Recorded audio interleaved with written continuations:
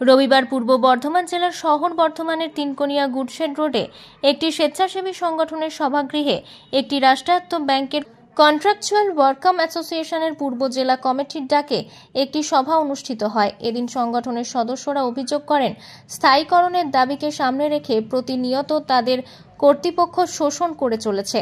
তাদের হুঁশিয়ারি, স্থায়ীকরণের ব্যবস্থা না করলে তারা বৃহত্তর আন্দোলনে যাবেন।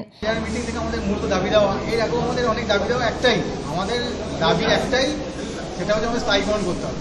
দীর্ঘদিন ধরে আমরা ব্যাংকে কাজ করে যাচ্ছি, মানে আলাদা কোনো পার্টিগত সম্বোধন নয়, এটা আমাদের সেন্ট্রাল কমিটির উদ্যোগে, ওনাদের পরামর্শে আমরা এই আন্দোলন।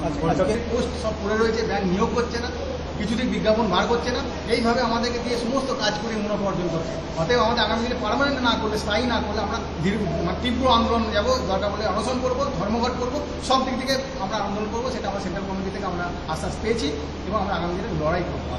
এদিন এই কর্মসূচিতে উপস্থিত ছিলেন সংগঠনের রাজ্য কমিটির সভাপতি অমিত মজুমদার, জেলা কমিটির সম্পাদক সুদীপ মণ্ডল। মূলত দাবি হচ্ছে কন্ট্রাকচুয়াল হাউসকিপিং স্টাফকে দিয়ে পার্মানেন্টের সমস্ত কাজ করানো হচ্ছে, যেটা একটা লিগাল কোনো কাজ হচ্ছে না। মানে একটা হাউসকিপিং স্টাফ আমাদেরকে রাখা হয়েছে ঘর পরিষ্কার করার জন্য, ফ্লোর পরিষ্কার করার জন্য, সেখানে দিয়ে আমাদের ঘর, লকার এবং কিনা টাকা বাঁধানো হচ্ছে, সমস্ত ম্যাসেঞ্জারের জব করানো হচ্ছে, পার্মানেন্টের সমস্ত কাজ করানো হচ্ছে। এর পুরোপুরি মুনাফাটা নিয়ে চলে যাচ্ছে স্টেট ব্যাংকের পার্মানেন্ট টাকা, অথচ আমাদের কন্ট্রাকচুয়ালের কথা নাম রেখে আমাদেরকে শোষণ করা হচ্ছে। পূর্ব বর্ধমান থেকে মৃত্যুঞ্জয় যশের রিপোর্ট, আনন্দ বার্তা।